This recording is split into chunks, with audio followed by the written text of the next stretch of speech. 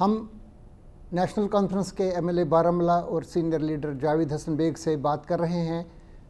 پچھلے پروگرام میں انہوں نے اپنے خیالات کا اظہار کیا بہت سارے معاملات کے بارے میں، لیکن کچھ معاملات پہ بات نہیں ہو پائی۔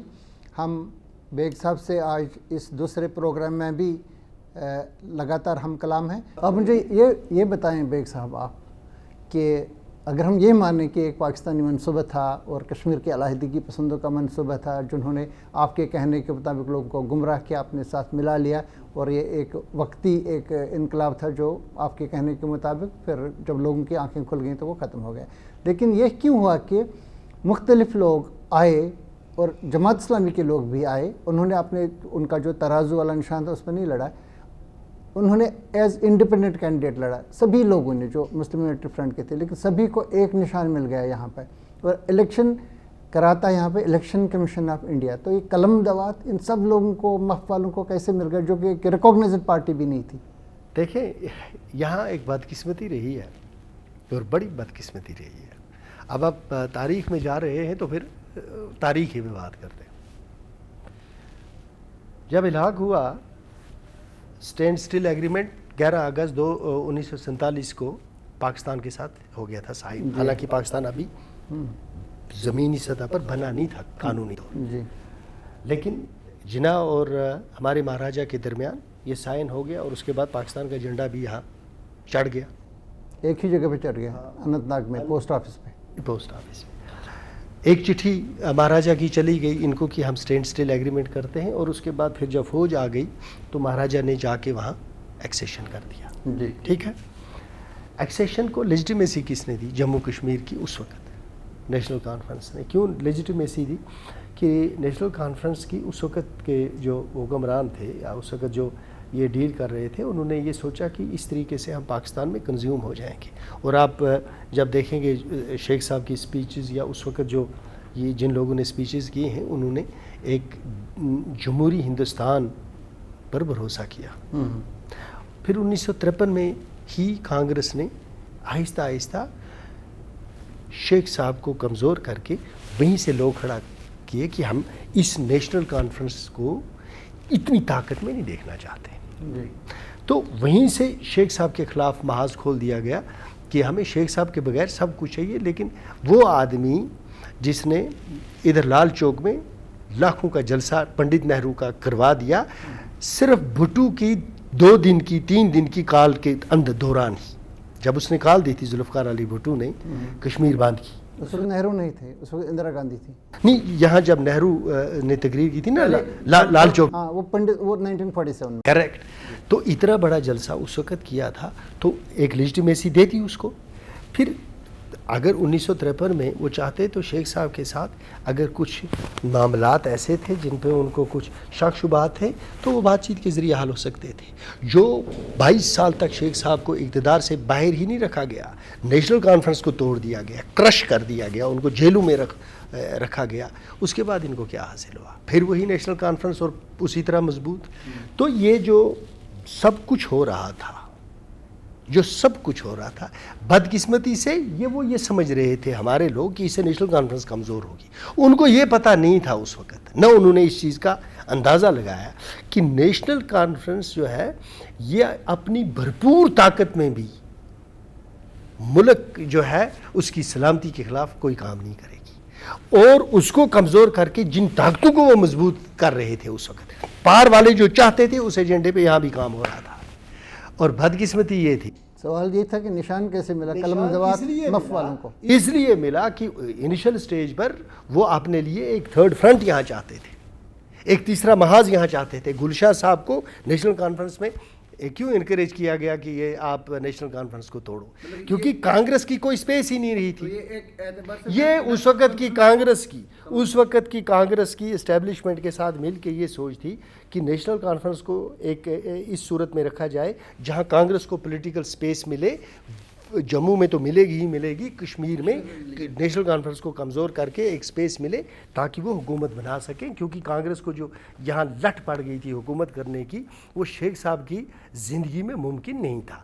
پھر جب فاروق صاحب آ گئے تو انہوں نے اس فاروق صاحب نے یہاں ایک آپ کو یاد ہوگا ایک اینٹی راما راؤ ہوتے تھے جی، ان کے ساتھ اور اپوزیشنز کے ساتھ مل کے یہاں ایک بہت بڑی میٹنگ کی تھی جی، اس وقت اندرا گاندھی جی جو تھیں پرائم منسٹر ان کو یہ اچھا نہیں لگا جی، اسی وقت انہوں نے یہ فیصلہ کیا کہ اگر ہم نے کانگریس کو جموں کشمیر کی سیاست اپوزیشن کا جو کانکلیو یہاں سے سری نگر میں کیا تھا 1984 میں، 84 میں اگر ہم نے ان کو ریلیونٹ بنانا ہے کانگریس کو ریلیونٹ رکھنا ہے تو ہم نے یہاں تھرڈ فرنٹ بنانا ہے جی، تو گلشاہ صاحب کو تھرڈ فرنٹ بنانے کے لیے استعمال کیا گیا وہ فیل ہو گیا وہ تجربہ مطلب اسی طرح سے اسی طرح انہوں نے سوچا کہ اس طرح کا تجربہ اگر نہیں ہوتا ہے تو یہ دوسرا ایک خود بخود آٹومیٹکلی ہمیں ایک مل رہا ہے ان کو معلوم نہیں تھا کہ یہ کیا عمارت تعمیر ہو رہی ہے ان کی اس پر نظر بھی نہیں تھی وہ لوگوں کے دیکھیں نا کچھ چیزیں ہوتی ہیں انویزیبل تو آپ یہ بتا رہے ہیں کہ وہ انکریج کر رہے تھے معاف کو، معاف جو تھا اس کو انکریج کیا جا رہا تھا مجھے یاد ہے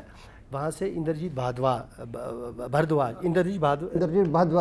جو انڈیا ٹوڈے کے کورسپونڈنٹ تھے وہ آ گئے اور ان کے ساتھ بھوان سنگھ ہوتے تھے ایک فوٹوگرافر، ہاں وہ آ گئے تو یہاں بیگ صاحب کے پاس تو بیگ صاحب یہاں نہیں تھے بیگ صاحب دلی گئے تھے مجھے معلوم نہیں ہے لیکن کیوں گئے تھے مجھے معلوم نہیں ہے مجھے وہاں سے فون آیا کہ یہ 2 آدمی ہیں ان کو لے کے جانا ہے آپ نے گیلانی صاحب سے ان کی کرانی ہے ملاقات ہاں اور دوسری قاضی نثار سے آپ نے ان کی ملاقات کروانی ہے تو جب ہم یہاں سے راستے جا رہے تھے اور وہاں سے واپس آ رہے تھے تو یہ سمجھتے تھے یہ کوئی بیٹھا ہے لڑکا اس کو کیا پتا ہوگا تو جو وہ باتیں کر رہے تھے وہ یہی باتیں تھیں جو میں اور آپ کر رہے ہیں جی، اور میں اس کو ریکارڈ میں رکھ سکتا ہوں جی، میں ان کے ساتھ گیا تھا گیلانی صاحب کے پاس نہیں لیکن قاضی نثار کے ساتھ میں گیا تھا ان کے ساتھ ہم ان کے گھر گئے قاضی نثار صاحب کے ساتھ ان کی میٹنگ کی ہم نے ان کا جلسہ بھی کور کیا تو جب وہ واپس آ رہے تھے وہ ایک دوسرے کے ساتھ ہنس رہے تھے اور یہ اس وقت بھی یہ بات ہو رہی تھی کہ ان کو حاصل کیا ہوگا جو یہ کر رہے ہیں یہ تجربہ کر رہے ہیں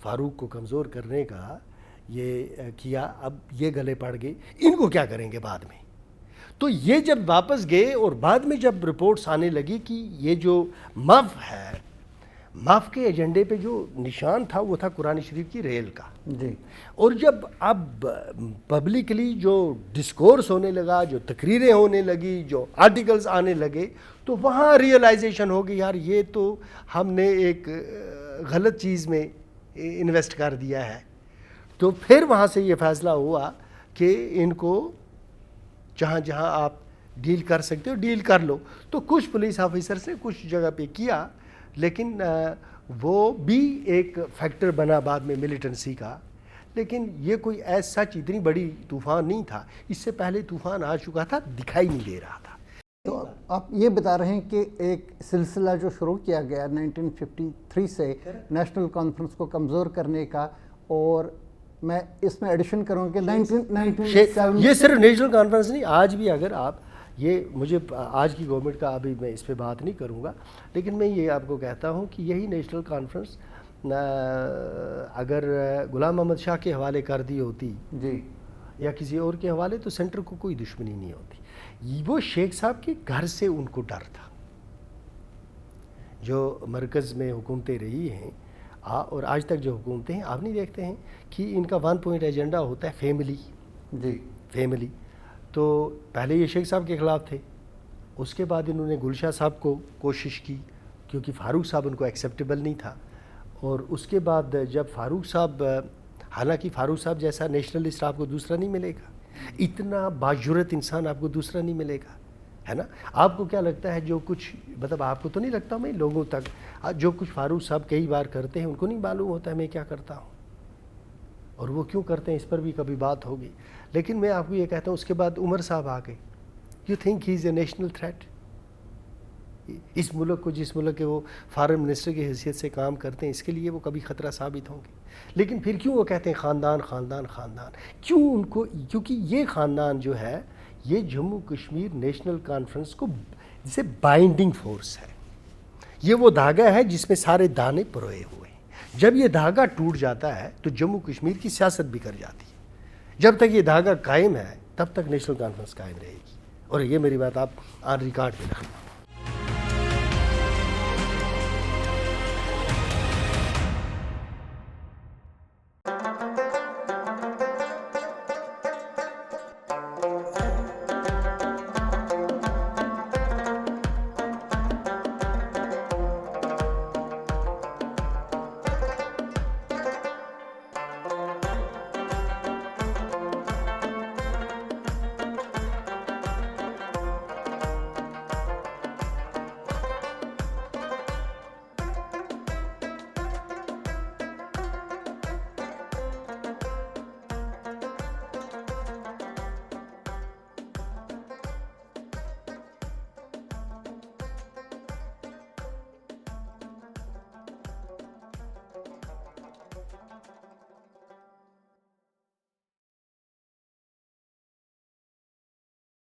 اگر ہم یہ کہیں کہ 1999 جولائی میں جو یہاں پہ پیپلز ڈیموکریٹک پارٹی کی داغ بل ڈالی گئی اور اس میں کافی سپورٹ تھا اس وقت کی بی جے پی سرکار کا، جس میں لال کرشن اڈوانی اور اٹل بہاری واجپئی نائب وزیر اعظم اور وزیر اعظم تھے، کیا یہ بھی ایک کوشش تھی نیشنل کانفرنس کو کمزور کرنے کی؟ نیشنل کانفرنس کو سزا دینے کی.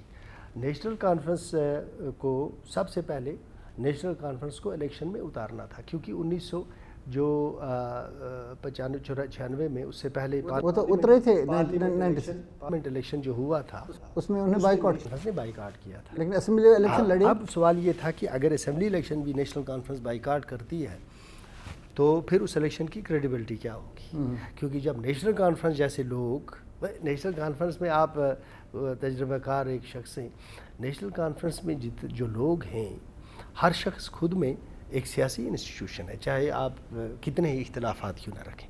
آپ کہیں پر بھی دیکھیں جو نیشنل کانفرنس کے لوگ ہیں، آپ نے دیکھا پاکستان نے اتنی کوشش کی نیشنل کانفرنس کو مٹانے کی، کمزور کرنے کی، نہیں کامیاب ہوا. آج تک اتنی کوششیں کی گئی ہیں مرکز کی طرف سے نیشنل کانفرنس کو کمزور کرنے کی، کمزور نہیں ہوئی ہے. نیشنل کانفرنس کچھ ایسی چیز ہے کہ اس کو جتنا آپ کوشش کریں گے کمزور کرنے کی، اتنا یہ ابھر کے آتی ہے. تو یہ جو نیشنل کانفرنس کو اس وقت پہلے مرحلے میں ان کی بدنیتی یہ تھی کہ پہلے مرحلے میں ان کو کسی طرح اس میں لاؤ، اور جب لایا تو اس وقت اتنے وعدے کیے کہ فاروق صاحب کنونس ہو گئے کہ اس بار مرکزی حکومت سیریس ہے اور سنسیئر ہے، یہ 100 دن کے اندر اندر ہمارے ساتھ بہت سے معاملات طے کرے گی. معاملہ سب سے بڑا وہی تھا، ان کا مطالبہ تھا کہ گریٹر اٹرانومی دے دیں، 1952 والی پوزیشن. کریکٹ. تو جب الیکشن لڑا، حکومت بنی، تو وہاں سے حکومت تو بنی، لیکن حکومت کو پاپولر رہنا ہے کہ نہیں رہنا ہے اس کا فیصلہ ہمیشہ دلی کرتا ہے. کیونکہ آپ دلی پر انحصار کرتے ہیں ہر چیز کا. جو گاؤں میں نل کا لگتا ہے اس کی فنڈنگ بھی دلی نے کرنی ہے، جو سکول کا ایک باتھ روم بنتا ہے اس کی فنڈنگ بھی دلی نے کرنی ہے. یہ ایک ایسی ریاست ہے جس کے اپنے وسائل نہ پہلے تھے نہ آج ہیں. یہاں آپ کے پاس انڈسٹریز، آپ ٹیل اینڈ پہ ہیں یا کون سی انڈسٹری کو ڈیولپ کریں گے؟ جو آپ نے باغ وغیرہ بنائے، اب یہ ہارٹیکلچر سیکٹر میں یہ آپ کے بنے ہیں 80s میں، جنہوں نے پھل دینا 2002 میں شروع کیا، تو اس سے پہلے کوئی سچ ایسی انڈسٹری تھی نہیں. تو کشمیری ہر چیز کے لیے مرکز پر انحصار کرتا ہے، جموں کشمیر آج بھی اور اس سے پہلے. حکومت بنتی ہے بڑے جوش اور جذبے سے، چلتی یہ تب ہے جب اس کو وہاں سے وہ چلنے دیں گے. کیونکہ گاڑی کتنی خوبصورت ہو، اگر عرب کا تیل اس میں نہیں پڑے گا یہ چلے گی نہیں. آپ یہاں کتنی خوبصورت الیکشن لڑ کے کتنی خوبصورت حکومت کیوں نہ بنا دیں، جب تک دلی سے آپ کا فائنینس منسٹر اور خاص کر پرائم منسٹر اور فائنینس منسٹر، ہوم منسٹر آپ کو آن بورڈ نہیں ہوں گے، اور جس طرح انہوں نے چندر نائیڈو کی مدد کی اس طرح نہیں مدد کریں گے، یا جس طرح بہار کی وہ مدد کر رہے ہیں اس وقت اس طرح نہیں کریں گے نتیش کمار کی، تو یہ ممکن نہیں ہے. اور وہ مدد اسی صورت میں کریں گے جب ان کے اپنے اہداف بھی کہیں اس میں جگہ پائیں گے. تو ہمارا سارا انحصار اسی پہ تھا. آٹونامی رپورٹ تو پاس کر دی. آرمی کا جو رویہ تھا وہ وہی تھا جو پہلے تھا، اس سے بھی سخت ہو گیا. پولیس کا رویہ وہی تھا جو پہلے تھا، اس سے بھی سخت ہو گیا. فاروق صاحب پہ پاکستان اٹیک کرنے لگے. ایک غصہ ادھر کا کہ یہاں سے پیسے نہیں آ رہے، دوسرا غصہ ادھر کا کہ بھائی کچھ کر نہیں سکتے تم، صرف ہم ہی لوگوں کو مروا رہے ہو. تو ایک ایسی حکومت بنی جو فائرنگ کے بیچ میں آ گئی. پاکستان کی گولی بھی اسی کی چھاتی پہ، یہاں سے گولی اسی کی چھاتی پہ، لوگوں کا غصہ اسی کی جولی میں. تو یہ گورنمنٹ جو تھی اس کو ان پاپولر کرنے کے لیے جو بھی حربے استعمال کیے جا سکتے تھے وہ 1996 سے لے کے 2002 تک کیے گئے.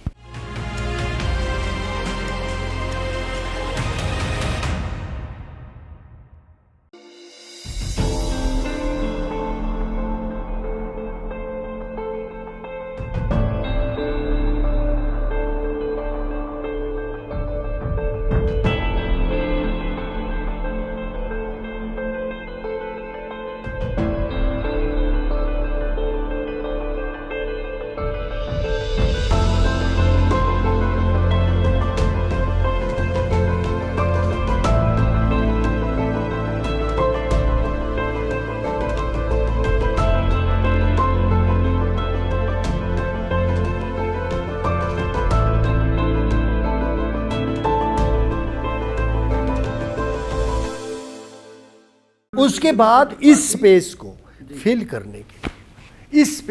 کرنے کے لیے جب انہوں نے پوری طرح سے ان کو ان پاپولر کیا تو اس سپیس کو فل کرنے کے لیے ایک میٹنگ عبدالغنی لون صاحب کے ساتھ دبئی میں ہوئی. کس سال میں یہ ہوئی تک عبدالغنی لون صاحب کے مرنے کے پی ڈی پی کا ایکسپیریمنٹ ہو گیا تھا 1999 میں 2001 میں یا اس سے 6 مہینہ پہلے.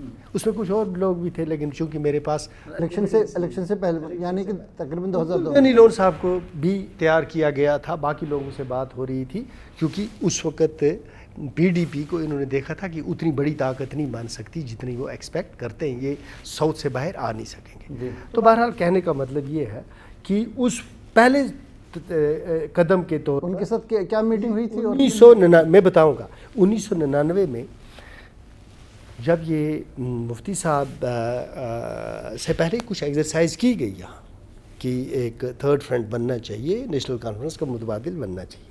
جب نہیں بنا تو پھر یہ مفتی صاحب کے سارے آیا کہ آپ ہی بنائیں. مفتی صاحب نے جب یہ بنائی تو پھر جن لوگوں کو انہوں نے جمع کرنا تھا مفتی صاحب کے ارد جو کر سکتے تھے سو کر کے دے دیا. تو یہ جو بنی اس وقت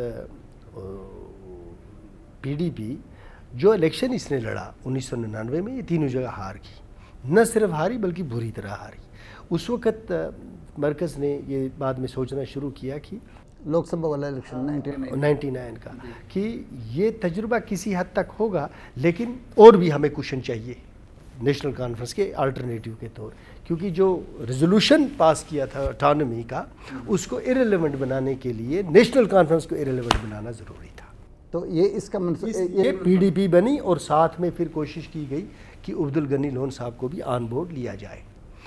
تو عبدالغنی لون صاحب کنزیوم کر دیے گئے. اس پاکستان کو پتہ چلا, انہوں نے مروا دیا. تو اس کے بعد یہاں کسی کی ہمت نہیں بنی کہ اور کوئی بنے. تو پھر پی ڈی پی کو ہی موقع ملا کہ کس طرح سے وہ الیکشن مینیج کیا گیا اور 2002 کا ہاں بہت مینیج کیا گیا. آپ نے بتایا کہ میں بنیادی ممبر تھا اس کا. آپ کو ابھی لگ رہا ہے کہ اس پہ کوئی افسوس ہے کہ اس پہ نہیں ہونا چاہیے تھا؟ آپ دیکھیے بہت ساری چیزیں اس وقت انسان کو پتہ نہیں ہوتی ہیں, وقت کے ساتھ آدمی سیکھتا ہے. سیاسی سبق انسان سیکھتا ہے, جو پنہ آپ پڑھتے ہیں نا وہ اگلے پنے سے مختلف ہوتا ہے. آپ ایک کنکلوژن پہ پہنچتے ہیں. یہ تو تھا ذہن میں کہ نیشنل کانفرنس نے ایسی کیا غلطی کی تھی کہ کیونکہ 1996 سے 2002 کی حکومت کو آپ دیکھیں تو آپ کو کہیں کچھ نظر نہیں آتا. اقتصادی سطح پہ کوئی مدد نظر نہیں آتی, اقتصادی سطح پہ کوئی معمولی آپ کو راحت نہیں آتی نظر سیاسی سطح پہ. جو ہی 2002 کی حکومت بنتی ہے, 3 جو بیگ صاحب فائنانس منسٹر بنے, حکومت بننے کے ہفتے کے اندر بجلی کے لیے آپ کو پیسہ وہاں سے مل رہا ہے, وہاں سے کہہ رہے ہیں یہ پروجیکٹ بھیجو, وہ پروجیکٹ بھیجو. لیکن مرکز میں سرکار بی جے پی کی تھی اس وقت, غلام نبی آزاد کانگریس کے تھے. یہ تو اس میں تضاد لگ رہا ہے. 2003 میں 2004 میں کانگریس کی سرکار آئی لیکن اس سے پہلے بی جے پی کی سرکار واجپئی صاحب نے انشور کیا. وہاں پاکستان میں پرویز مشرف تھے, یہاں واجپئی صاحب تھے. ٹریک 2 پہ ایک فیصلہ ہو چکا تھا کہ آپ دس فار نو فردر. یعنی کہ نیشنل یہ جو ہے بی جے پی اور کانگریس یہ ایک ہی پیج پہ تھے, سارے ایک پیج پہ تھے کہ جموں کشمیر اس وقت 370 جو پرسوں گیا اس پر بھی یہ سارے لوگ ایک پیج پہ تھے. اس کو توڑنا ہے اور نیشنل کانفرنس کو کمزور کرنا ضروری ہے. ممبر پارلیمنٹ کا دورہ ناکام ہو گیا تو اس کے بعد وہاں جا کے یہ سارے ایک پیج پہ ہو گئے. نہ صرف ہندوستان ہمارے ملک کی ساری پولیٹیکل پارٹیز ایک پیج پر ہو گئی بلکہ اب کوئی ناراض نہ ہو جائے, جتنے باقی انسٹیٹیوشنز ہیں, آرمی ہو, بی ایس ایف ہو, سی آر پی ہو, آئی پی ہو, را ہو, پولیس ہو, یہ سب ایک پیج پہ ہو گئے. اور اگر ہمارے ملک میں ڈیپ اسٹیٹ نام کی کوئی چیز ہے تو یہ سب بعد میں اس نے مینیج کیا کہ اب دس فار نو فردر, اب ہم نے یہ کرنا ہے, سو انہوں نے کر دیا. یہ تو بالکل کلیئر ہے. تو میں بات کر رہا تھا کہ پھر نیشنل کانفرنس کے خلاف اس وقت بھی یہ محاذ کھڑا تھا. اس الیکشن میں بھی آپ نے اسی طرح کے محاذ دیکھے, آج بھی آپ اسی طرح کے محاذ دیکھتے ہیں. تو وہ سلسلہ جاری ہے, وہ سلسلہ جاری ہے کہ جو کانگریس نے شروع کیا تھا. ہاں, کہ ہم ایک شیخ خاندان مکت سیاست جموں کشمیر میں یہ چاہتے ہیں. ہوگی نہیں, کبھی نہیں ہوگی. باقی خاندان ایکسیپٹیبل ہیں, every is acceptable to them except this خاندان. وہ باقیوں کا نام اس لیے لیتے ہیں کہ اگر اس طرح اکیلے کا نام لیں گے تو ان کو بڑا مشکل ہوتا ہے وہ. لیکن مجھے یہ لگتا ہے کہ ان کو اپنی پالیسی کو ریوزٹ کرنا چاہیے. میں ان کی جگہ رہ کے یہ سوچتا ہوں کہ اگر میں ان کی جگہ ہوتا تو میں بڑا مطمئن ہوتا کہ بھائی جو آپ اچیو کرنا چاہتے ہیں جموں کشمیر کی سیاست میں سے پاکستان کو آپ نے آؤٹ کر دیا. آپ پاکستان کو آپ نے اتنا الجھا دیا, اور میں اس کو انڈر لائن کرتا ہوں کہ پاکستان کو آپ نے اتنا الجھا کے رکھ دیا ہے کہ اب وہ سلجھائے بھی تو نہیں سلجھا پائے گا. جی. ایک دوسرا یہ ہے کہ یہی حریت کانفرنس جو ذمہ دار ہے ہماری محرومی کا, ہماری مظلومیت کا, ہماری پسماندگی کا, ہمارے آباد قبرستانوں کا, ایک کاوش بے حصول کے لیے جنہوں نے نوجوانوں کو ایک ایسے راستے پہ ڈال دیا کہ جہاں سے وہ کبھی لوٹ کر واپس نہیں آئیں گے. ایسے گھر برباد کروا دیے اسلام اور پاکستان کے نام پر کہ جو واحد ذریعہ تھے اپنے ماں باپ کی آس تھی, دعائیں تھی ماؤں کی, انہوں نے ان کے گھر نہ صرف اجاڑ کے رکھ دیے بلکہ ان کو عبرتناک حد تک پہنچا دیا. یہی وہ حریت کانفرنس ہے جو آج کہیں ڈھونڈتے ہوئے نہیں ملتی ہے, اور کہیں ایک آدمی ہے جو آج کل دلی جاتا ہے وقف کی میٹنگیں اٹینڈ کرنے کے لیے. اس سے زیادہ بدقسمتی کسی قوم کی کیا ہوگی کہ 35 پارلیمنٹ ممبر کو ملنے کے لیے آپ کے پاس وقت نہیں ہے جب وہ کہتا ہے آئیں اور بات کریں, کیونکہ اس وقت عام کشمیری نوجوان مر رہا تھا سڑکوں پر اور آپ اس کی موت کی قیمت وصول کرنا چاہتے تھے. آج چونکہ اب آپ کو یہ پتہ ہے کہ اب ہندوستان نے ملیا میٹ کر دیا جو کچھ یہاں کرنا تھا, اب آپ ڈھونڈتے ہیں کہ آگے ہم سیاست میں کیسے کلیدی رول ادا کر سکتے ہیں. آپ کلیدی اور تعمیراتی رول ادا کرنے کے لیے اب آپ کی باری آنے والی ہے. تو شرم آتی ہے جی, بڑے دکھ کی بات ہے. تو بہرحال ان کا رول بھی ختم ہو گیا. آج عمر فاروق صاحب بات کریں نا شبیر شاہ صاحب کے بارے میں, یاسین ملک کے بارے میں, جو ایشوز ہیں ان کے, معافی مانگے نا اس قوم سے. اس ڈی ایس پی کو جس کو لنچ کر دیا گیا جامع مسجد کے باہر, اس وقت میں ایک آدمی تھا جو کھڑا ہوا اور بولا میں نے کہ یہ ظلم ہے اور اللہ اس ظلم کو برداشت نہیں کرے گا. آپ کتنا ہی خدا اور اس کے رسول کو اپنی اس سو کال تحریک کا حصہ کیوں نہ بنائیں, وہ اس کا حصہ نہیں ہے.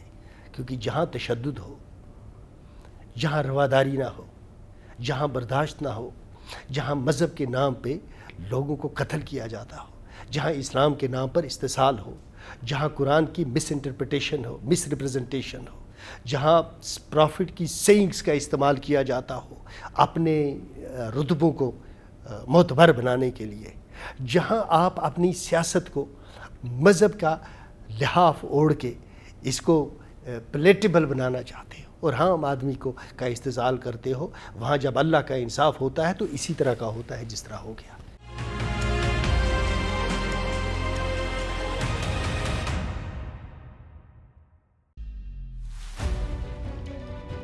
بنیاد جہاں ہم کھڑے ہیں, یہ ہے مضبوط ارادے کی بنیاد,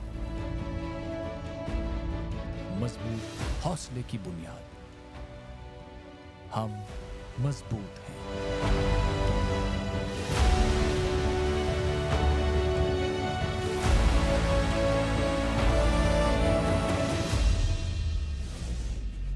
یہ گھر, یہ در و دیوار, یہ راہیں, سب گواہ ہیں اس مضبوطی کی.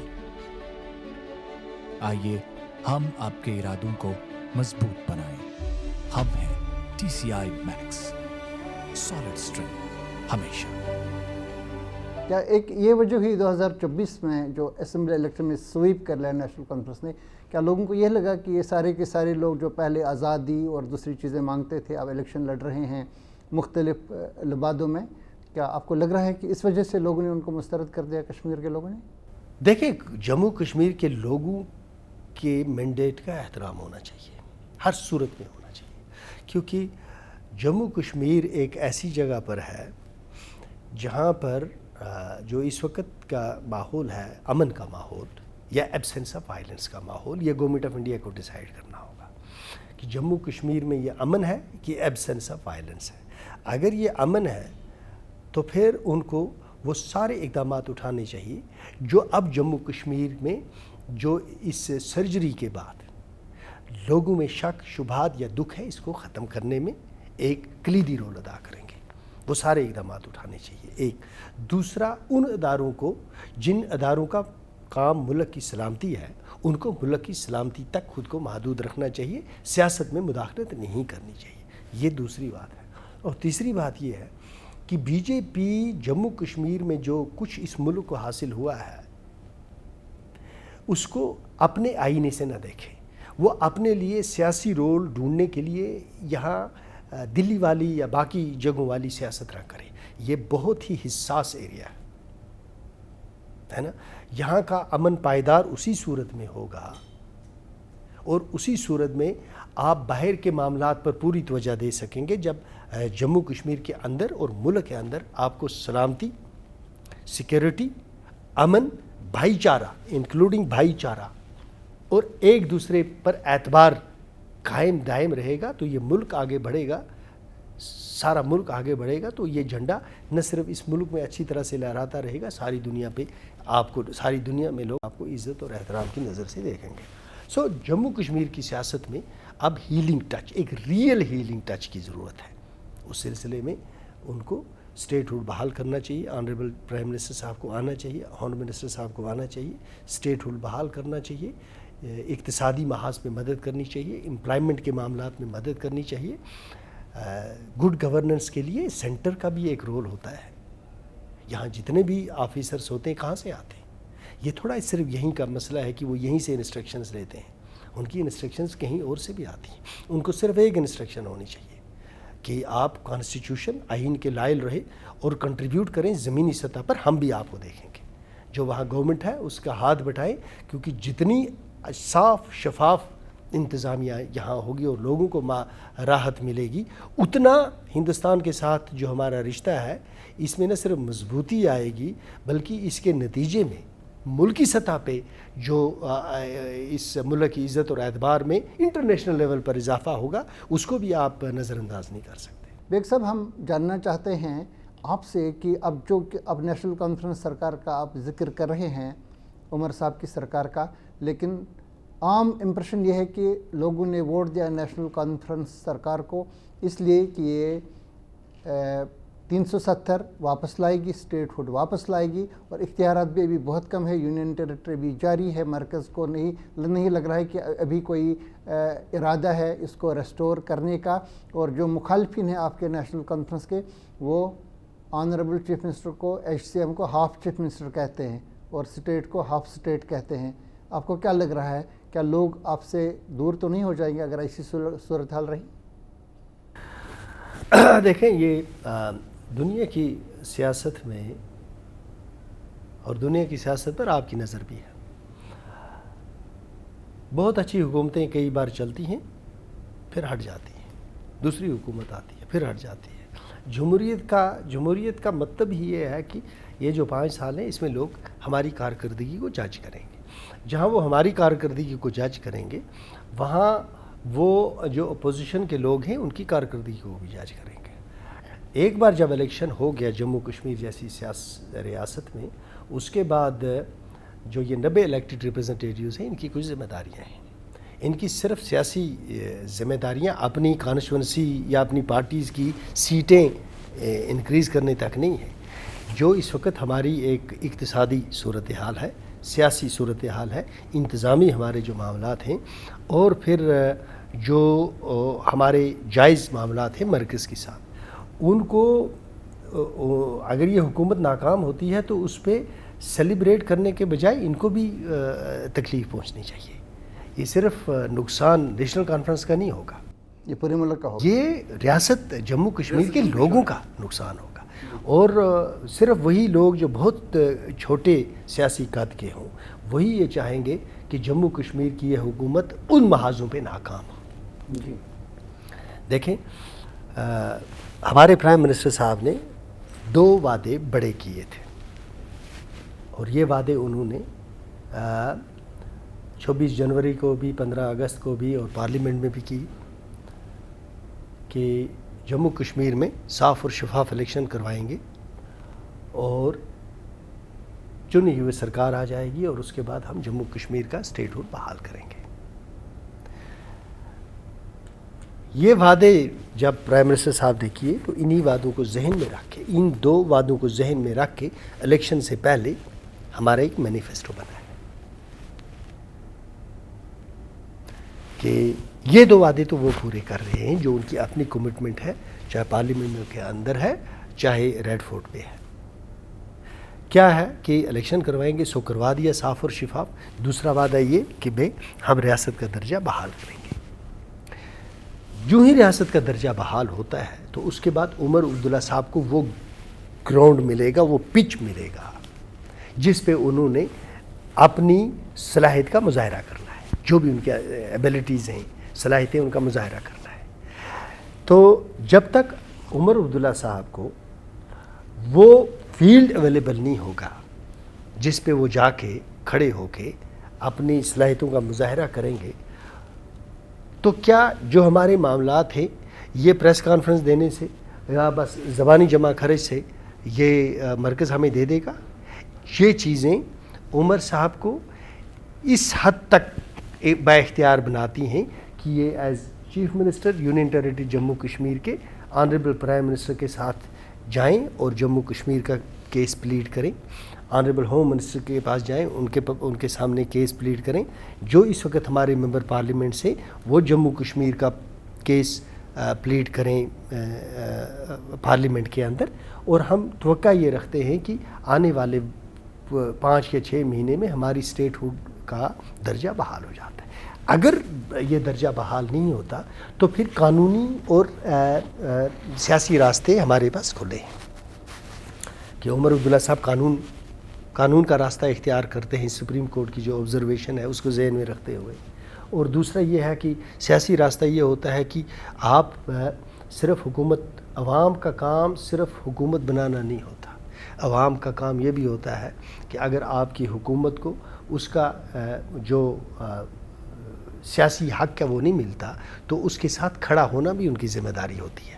یہ نہیں ہے کہ آپ کسی کو یہ سمجھیں کہ آپ نے ایک گھوڑا خرید کے لایا اور بس اب اس کو کسی چیز کی ضرورت نہیں ہے، نہیں، ایسا کسی معاشرے میں نہیں ہوتا۔ تو یہ جو اقتدار کا گھوڑا ہوتا ہے اس کی ڈائریکشن کا تعین لوگوں کی عوامی طاقت کرتی ہے۔ عوام کے ایک طبقے میں یہ احساس اب صرف یہ پورا کر دیتا کہ جموں کشمیر کے لوگ بخوبی اس چیز کو جانتے ہیں کہ اسٹیٹ ہوڈ بحال ہونے تک عمر عبداللہ صاحب کو چیلنجز دگنے ہیں، اور جب ہمیں اسٹیٹ ہوڈ بحال ہو جائے گا تو اس کے بعد عمر عبداللہ صاحب کی صلاحیتیں اور ان کے جو لوگوں کے ساتھ کمٹمنٹس ہیں ان کا امتحان ہوگا۔ لیکن اس سے پہلے یہ ابھی سارے لوگوں کی توجہ مرکز کی طرف ہونی چاہیے کہ اگر وہ اپنے وعدے پورے کرتے ہیں تبھی یہ وعدے ہم تک پہنچیں گے اور یہاں سے ٹرکل ڈاؤن کرے گا آپ نے جو وعدے۔ ابھی آپ کو کیا لگ رہا ہے نیشنل کانفرنس کتنی دیر اس کے انتظار کرے گی؟ سال، 2 سال، 6 مہینے، 3 مہینے؟ مجھے یہ لگتا ہے کہ عمر عبداللہ صاحب جو ہیں وہ اس کو پر امید ہوں گے اپنی جگہ، میں بھی بڑا پر امید ہوں کہ آنریبل پرائم منسٹر صاحب اپنی انسٹیٹیوشن کی کریڈیبلٹی کے لیے، اور پھر جموں کشمیر کے وزیر اعظم ہیں، وہ پورے ملک کے جس کا حصہ جموں کشمیر ہے، تو ان کے ساتھ جو ان کی کمٹمنٹ ہے وہ ان کو پوری کرنی چاہیے۔ یہاں میں ساتھ میں یہ بھی کہوں گا کہ یہاں کے جو اسٹیبلشمنٹ کے لوگ ہیں یہاں پہ، جس میں جموں کشمیر پولیس بھی ہے اور بیوروکریسی کے سینئر لوگ بھی ہیں، اور وہ سیاستدان بھی ہیں جو اپوزیشن میں ہیں یا جو بی جے پی کے یہاں پراکسیز ہیں، ان سب سے ہم یہ درخواست کریں گے کہ یہ سب کے مفاد میں ہے کہ جموں کشمیر کے جو پچھلا الیکشن ہے اس کو ایک صحیح سیاسی تناظر میں دیکھیں تو اس میں آپ کو ملک کی جیت نظر آتی ہے۔ ہر لحاظ سے، صرف نیشنل کانفرنس کی جیت نہیں ہے، اس میں ہمارے ملک کی جیت ہوئی ہے، اور چونکہ ملک کی جیت ہوئی ہے تو پھر اس کا ثمر عوام تک پہنچنا چاہیے، اور اسٹیٹ ہوڈ سے بہتر کوئی اس وقت چیز مجھے نظر نہیں آتی کہ جموں کشمیر کے لوگوں کو ان کا وہ جائز حق دیا جائے جو آنریبل پرائم منسٹر صاحب نے وعدہ کیا ہے۔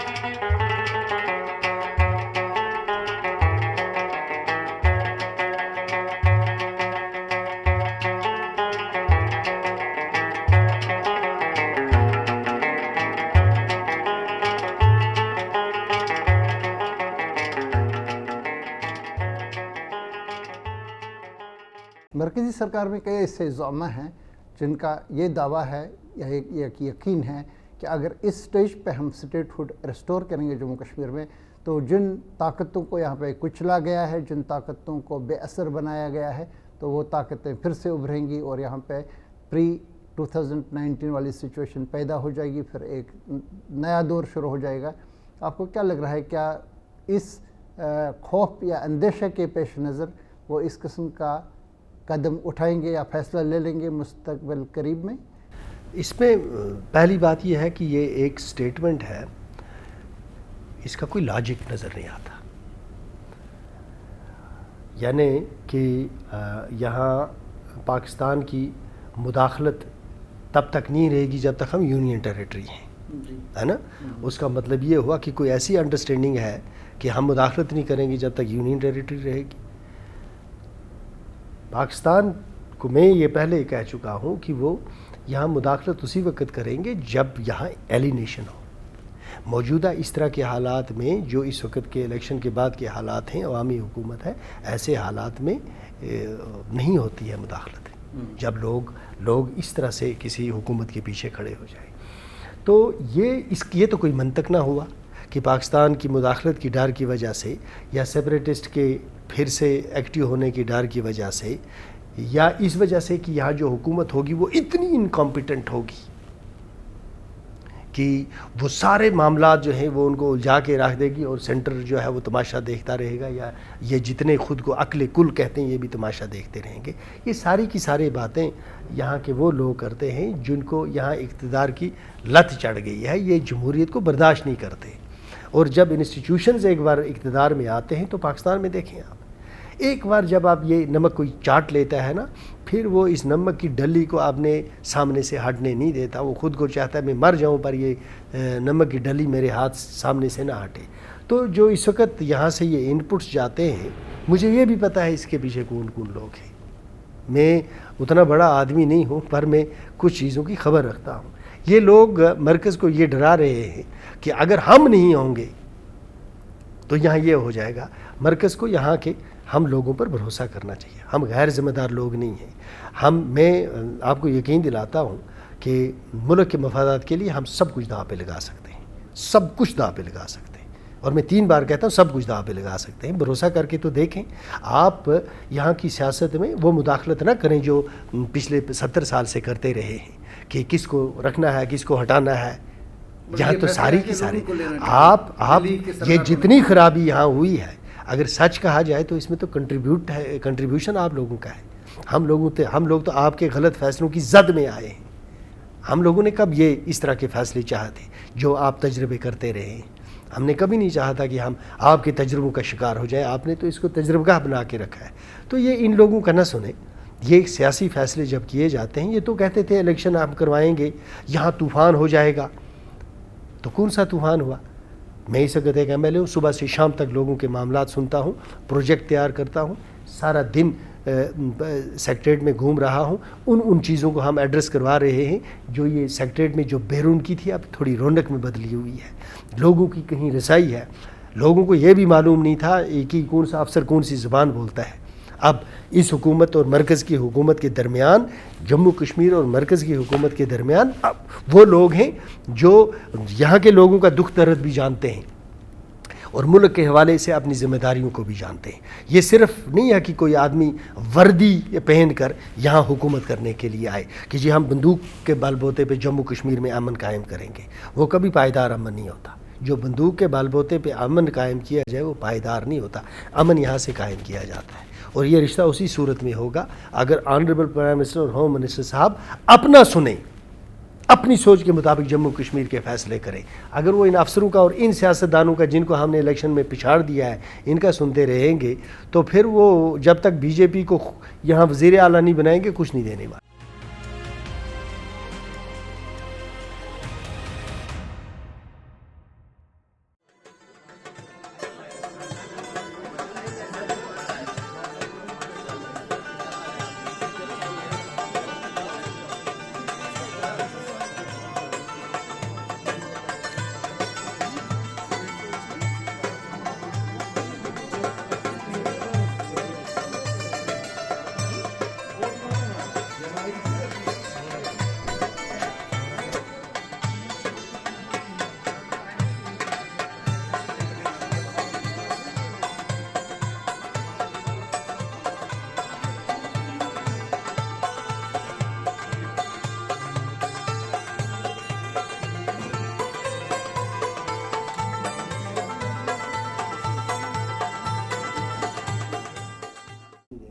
کئی لوگوں کا وہاں پہ یہ یقین ہے دلی میں کہ یہاں پہ 2019 سے پہلے ایک ایکو سسٹم تھا، جس میں مثال کے طور پہ یہ بتایا جا رہا تھا کہ افضل گرو اور مقبول بٹ کی جو ہے مارٹر ریمینز وہ واپس کر دیں، اور اس پہ ایک سیاست چلی، آپ کو یاد ہوگا اچھی طرح سے کتنی دیر وہ چلی. اس میں کئی لوگ تھے جو مین اسٹریم پولیٹیشنس ہیں، جو MLA چیف منسٹرز وغیرہ یہاں پہ رہے. حریت کانفرنس تو ان کو تو بولنا ہی بولنا تھا، لیکن ایسے لوگ تھے. آج کی تاریخ میں ابھی آپ دیکھ رہے ہیں اس مہینے میں جب ان کا دن برسی بھی تھی ان کی مقبول بٹ اور افضل گرو کی، اس بیچ میں کسی کی آواز نہیں آئی. مارٹر ریمینز کی عمر عبداللہ کی میٹنگ ہوئی امیت شاہ کے ساتھ، ہوم منسٹر امیت شاہ کے ساتھ دلی میں 10 تاریخ کو، اور وہ ساری آوازیں خاموش ہو گئی ہیں. پتھر بازی خاموش ہو گئی ہے، ملیٹنسی کا گراف کم ہو چکا ہے، ریکروٹمنٹ کم ہو چکی ہے. ان کا اس بات پہ یقین ہے اور دعویٰ بھی ہے کہ یہ سب تبھی ہوا جب 370 کو ہم نے ختم کیا. کیا آپ کو لگ رہا ہے کہ یہ سارا سلسلہ ایسا ہی رہے گا اگر یہ 370 واپس کریں گے یا اسٹیٹ ہوڈ واپس کریں گے؟ پہلی بات یہ ہے کہ جموں کشمیر کو تاریخ نے ایک ایسے مقام پہ کھڑا کر دیا 1947 میں، جہاں اس نے انہیرٹ کیا ہے کچھ پرابلمز کو، انہیرٹ کیا ٹو نیشنز تھیوری کی وجہ سے، انہیرٹ کیا کچھ پرابلمز کو. اور پھر دوسرا مسئلہ یہ رہا کہ یہاں مرکز کی حکومت نے الحاق کے باوجود، جو بھی مرکز میں حکومتیں رہی ہیں، الحاق کے باوجود اور ہماری وفاداری کے باوجود نہ صرف ہم پر شک شبہات کیے، بلکہ وہ سارے معاہدے جو ہمارے ان کے ساتھ تھے ان کو ختم کرنے کے لیے اپنے طریقے استعمال کیے. جہاں تک نیشنل کانفرنس کا تعلق ہے، نیشنل کانفرنس کے کسی لیڈر نے آج تک یہ اسٹیٹمنٹ نہیں دی ہوگی، کسی ذمہ دار لیڈر نے یہ اسٹیٹمنٹ نہیں دی ہوگی کہ آپ وہاں سے ان کی مارٹر ریمینز واپس لائیں. نیشنل کانفرنس نے نہیں، دوسرے لوگوں نے کیا، لیکن جو لوگ اب خاموش ہو چکے ہیں، جو لوگ خاموش ہو چکے ہیں، اس لیے نیشنل کانفرنس ملک کی سلامتی کے حوالے سے اور جموں کشمیر میں امن کے حوالے سے اپنی ذمہ داریوں کو سمجھتی ہے. اب جب اس بات پہ آپ غور کرتے ہیں تو پھر مرکزی حکومت کو ایک بات اور بھی ذہن میں رکھنی چاہیے کہ جب یہاں ملیٹنسی ہوئی تو سب سے پہلے جو کلنگس ہوئی وہ کن کی ہو رہی تھی؟ نیشنل کانفرنس کے لوگوں کی. تو میرے اندازے میں نیشنل کانفرنس کے جتنے لوگ مرے ہیں، اگر ان کا شمار کیا جائے تو وہ ہزاروں میں ہوگا. پھر جو پولیس کے لوگ اس ملک کے ساتھ وفا کرتے کرتے مارے گئے ہیں وہ بھی ہزاروں میں ہوں گے. ہمارے کئی لوگ جو آرمی میں تھے وہ بھی مارے گئے ہیں، کئی لوگ مخبری کے نام پہ مارے گئے ہیں. کیا مین سٹریم کے کئی لوگ جو الیکشن لڑنے والے ہیں جن کو شبہات کی نظر سے دیکھا جاتا ہے تو وہ نہیں مارے گئے؟ میں آپ کی خدمت میں یہ عرض کرتا ہوں کہ مجھ پہ بھی 8 اٹیک ہوئے ہیں. میں کوئی وردی والا سرکاری ملازم نہیں تھا. دیکھیں نا، اگر میں مجھے ہر ادارے کی عزت اور وقار کے ساتھ میں دیکھتا ہوں. ایک واقعہ ایسا مجھے بتا دیں جب میں نے ملک کی سلامتی کے خلاف بات کی ہو، اور مجھ پہ 8 اٹیک ہوئے ہیں، کسی بھی میں مار سکتا تھا. کہنے کا مطلب یہ ہے، کیا ہم جاننا چاہیں گے آپ سے کہ کیوں ہے یہ آپ؟ کیونکہ میں اس لیے کہ میں ہندوستان نواز تھا، اس لیے کہ پاکستان مجھے ایکسیپٹ نہیں کرتا تھا، اس لیے کہ میں نے ملیٹنسی کو کبھی جائز نہیں سمجھا ہے، اس لیے کہ میں اسلام کے نام پہ کی جانے والی سیاست کو غیر اسلامی سمجھتا تھا، اس لیے کہ میں پاکستان کی کشمیر میں مداخلت کو دنیا کی سب سے بڑے بلنڈرز میں سے ایک بلنڈر اس وقت بھی سمجھتا ہوں اور سمجھتا آیا ہوں. اور اس وجہ سے بھی کہ جو لوگ یہ سارا کچھ کر رہے تھے جہاد پہ، وہ خود جہاد نہیں کر رہے تھے. جو یہ سو کال جہاد کے نام پہ ہو رہا تھا، جو لوگ یہ کروا رہے تھے، ان میں سے کوئی بھی خود جہاد نہیں کر رہا تھا. یہ سیکیورٹی جو حملے آپ پہ ہوئے اسی آئیڈیالوجی کی وجہ سے ہوئے. تو کہاں پہ ہوئے ذرا بتائیں. جب ہم سب سے پہلے مجھ پہ حملہ جو ہوا ہے وہ 2000 سے شروع ہو گیا. جب میرا ڈیتھ وارنٹ نکلا تو مجھے گھر سے ریفیوجی ہونا پڑا. میں بارہمولہ پہنچا. بہت آپ کے قریبی ایک دوست ایک جرنلسٹ ہیں، اور آپ جانتے ہوں گے سب سے قریبی جرنلسٹ ایک بزرگ ہیں، شہر بین کے ساتھ بھی وابستہ رہے ہیں. میں ان کے پاس پہنچا. سب سے پہلے میں بیگ صاحب کے پاس گیا، محبوبہ جی کے پاس گیا، ساری حالات ان کو بتائی.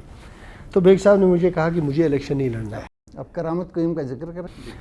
تو پھر اس کے بعد جب بیگ صاحب نے کہا مجھے الیکشن نہیں لڑنا ہے اسمبلی کا، تم اپنی جان جس طرح یہاں رہنا ہے میرے پاس رہ سکتے ہو، نہیں تو جس طرح تم خود کو تحفظ فراہم کر سکتے ہو کرو.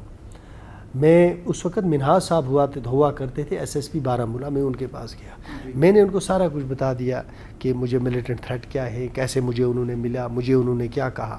عبدالقیوم منہاس، ہاں اس وقت SSP بارہمولہ ہوتے تھے منہاج صاحب۔ تو انہوں نے مجھے کہا کہ ہمارے پاس اتنی سیکیورٹی نہیں ہے کہ ہمارے ایک آدمی کو دے دیں سیکیورٹی، تو آپ اپنی جان بچانے کی کوشش کرو۔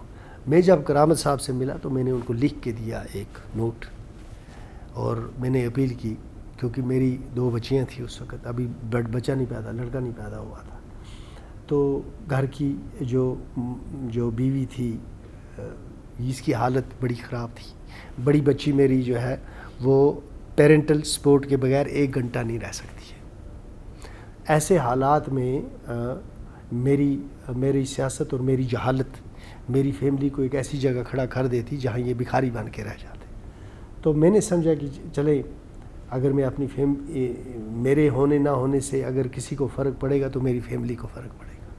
تو میں نے ایک پریس میں ایک اشتہار شائع کیا کہ مجھ سے غلطی ہو گئی ہے، میں نے سیاست کی اور آج تک میں آپ لوگوں کے خلاف بولتا رہا ہوں، اس کے لیے آپ مجھے معاف کر دیں، خدا اور اس کے رسول کا واسطہ ہے۔ تو یہ چیز میں نے اخبار پہ ڈال دی تھی۔ حالانکہ 1993 سے لے کے 1998 تک میں باہر ہی رہا تھا، میں گھر نہیں جاتا تھا، ہاں میں اڑی میں رہتا تھا جہاں میری شادی ہوئی تھی، وہیں مزدوری مشقت کر کے اپنا دن پاس کرتے تھے، کیونکہ اس وقت بھی یہی خطرہ ہو گیا تھا کہ میں ان کے خلاف کچھ جگہ بولا تھا۔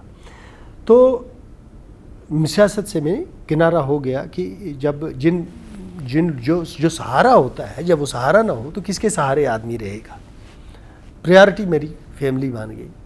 تو یہ تو پہلا انکاؤنٹر تھا ڈیتھ کے ساتھ، کہ جب وہ کئی بار انہوں نے کوشش کی 1992 سے، لیکن براہ راست فائرنگ یا گرینیڈ اٹیک نہیں ہوا۔ آتے تھے، میں ہوتا نہیں تھا، آتے تھے تو کسی نہ کسی بہانے سے میں بچ گیا، اللہ نے بچانا تھا۔ تو سب سے پہلا حملہ میرا 2005 میں ہوا۔ میں واگورا سے نکلا، میں وزر ایک جگہ ہے وہاں سے تھوڑا آگے گیا تو مجھ پہ فائرنگ ہو گئی۔ میری گاڑی جو ہے وہ میری سامنے کی گاڑی سے برسٹ آیا اور وہ چھت میں سے نکل گیا، تو ہم بھاگ گئے۔ آگے آرمی کیمپ تھا اور وہاں جا کے اس میں گھس گئے۔ دوسری بار ہم جا رہے تھے تو گرنیڈ مارا۔ ہم آئیں گے اس کی طرف، لیکن آپ نے بتایا کہ میری بیٹی کو پیرنٹل سپورٹ کی ضرورت ہے، اس کے بغیر نہیں رہ سکتی تھی، مطلب کوئی واقعہ ہوا تھا ایسا؟ میری جو بڑی بیٹی ہے، جب اس کا جو ڈیو ڈیٹ تھی، میری بیوی جب ایڈمٹ ہوئی تو جس دن اس کی سرجری ہونی تھی، ڈیلیوری کی ڈیٹ جس دن سرجری ہونی تھی، تو سوپور ایک ڈاکٹر بشرا ہوتی تھی، سوپور سے ان کو لانا تھا، مشنری ہاسپٹل سینٹ جوزف کا ہے بارہمولہ میں، وہاں انہوں نے پرائیویٹ سرجری کرنی تھی۔ تو میری بیوی کو لیبر پین مارننگ میں ہو گیا 6 بجے، تو ان کو ہاسپٹل شفٹ کیا میری مدر نے، میری 2 مدرز ہیں، تو میری جو چھوٹی والی مدر ہیں انہوں نے ان کو شفٹ کیا اور میری بیوی کی مدر نے، اور اس کے بعد بارہمولہ میں حالات خراب ہو گئے اور سوپور سنگرامہ سب میں حالات خراب، کرفیو لگ گیا، تو 6 بجے تک کوئی سڑک پہ نکل نہیں سکا۔ پھر شام کے کوئی 4 ساڑھے 4 بجے وہ ڈاکٹر بشرا پہنچی کسی بھی طرح، کہ ان کو پتہ تھا کہ یہ کیا ہو جائے گا۔ تو میری بچی جو تھی جب وہ پیدا ہوئی تو اس کو وہ لیٹ ہو گیا تھا، تقریباً 7-8 گھنٹے لیٹ ہو گیا تھا۔ تو ڈاکٹروں نے کہا کہ اب دیکھنا یہ ہے کہ یہ کتنا اس کا برین ڈیمیج ہوا ہوگا۔ تو بدقسمتی سے میری پہلی بچی جو ہے وہ ملیٹنٹ گولی سے تو نہیں مری، لیکن کرفیو کی وجہ سے وہ زندہ معذور بن گئی۔ ہاں ایک زندہ ہے اور ایک بہت بڑی ذمہ داری ہے اور اللہ کی رحمت ہے، اللہ رحم کرے۔ آپ بتانا چاہتے تھے؟ تو پھر دوسرا گرنیڈ اٹیک ہو گیا۔ اس وقت بھی ہم چل رہے تھے تو وہ گاڑی کے نیچے لگا، وہ مڈ میں لگ گیا، جب وہ انہوں نے ڈالا تو وہ مڈ میں لگا، تو اس میں مجھے اندازہ ہے کہ 2 سیکنڈ 3 سیکنڈ ایکسٹرا لگے یا کیسے، جب اللہ بچاتا ہے جی بچاتا ہے، میں تو اس پہ تو ہم بچ گئے۔ پھر تیسری بار جس دن میرا بائی الیکشن تھا، ہم واگورا میں پہنچے، جو ہی گیٹ لوہے کا گیٹ تھا ہائر سیکنڈری کا، تو میں اترا، میں گیٹ کے اندر جو ہی داخل ہوا، یعنی گیٹ کھلا گرنیڈ پڑا، میں اندر داخل ہو گیا، گرنیڈ پڑا باہر، لوگ زخمی ہو گئے، میں اندر بچ گیا، بس اتنا سا تھا. تو میں چلا آ گیا. الیکشن ہارنے کے بعد کریڈی اور واگورا کی تحصیل کا جھگڑا تھا، تو کریڈی میں جشن ایک تھا، میں انہوں نے مجھے بلایا، میں وہاں گیا. وہاں سے جب واپس آیا رات کو، میں اپنے بیڈ روم میں 2008 کا الیکشن؟ نہیں، یہ 2006 کے بائی الیکشن کے بعد، اسی میں تیسرا یہ اٹیک مجھ پہ ہوا. تو ہم بیٹھے تھے، مجھے بیوی نے نیچے بلایا کھانا کھانے کے لیے، تو جس بیڈ میں بیٹھا تھا اسی بیڈ پہ برسٹ لگ گیا آ کے، نیچے سے فائرنگ ہو گئی، لیکن اس میں مجھے سیکیورٹی تھی، انہوں نے واپس فائرنگ کی. 2003 میں جب بیگ صاحب منسٹر بنے، ہم اولڈ ٹاؤن گئے تو مائن پھٹی، سب سے آخری گاڑی ہماری تھی. اس کو اسٹیڈیم کا معائنہ کرنے گئے تھے ہم پارک بنانے کے لیے. تو ہاں وہ گاڑی میں جپسی میری اینڈ پہ تھی، تو وہ ہم بچ گئے اس وقت بھی. پھر جس دن ہم اڑی چلو، تو بیگ صاحب تھے گاڑی کے اوپر، میں نے بیگ صاحب کو اتارا، گاڑی کے اندر بھرا، 10 قدم کیا تو پٹاخہ، وہ تو پھر وہ گرنیڈ جو ہے وہ نالی میں چلا گیا. فائرنگ بہت ہوئی، کیسے بچے یہ اللہ بہتر جانتا ہے. وہاں تو فیٹل کیجولٹیز لوگ مرے، 14 آدمی مار گئے، اس میں ہمارا ایک کزن بھی تھا، اور کئی لوگ زخمی بھی، ہاں بہت سارے، انکلوڈنگ پالیٹیشین. اس کے بعد بیگ صاحب کے ساتھ ایک الیکشن میں سونوار گئے، وہاں حملہ ہو گیا. بیگ صاحب ایسے گالیاں آ گئی اور دکان کے پیچھے لگ گئی سلیب کے اوپر، تو ہم آ گئے. اس کے پھر یہ سلسلہ چلتا رہا ہے، 8-10 آج تک اٹیک ہوئے ہیں، ملیٹنٹ اٹیک ہوئے ہیں. تو چلتا ہے، جب تک زندگی ہے موت حفاظت کرتی ہے، اور جب زندگی نہیں ہوتی تو موت سے کوئی آپ کو محفوظ نہیں رکھ سکتا.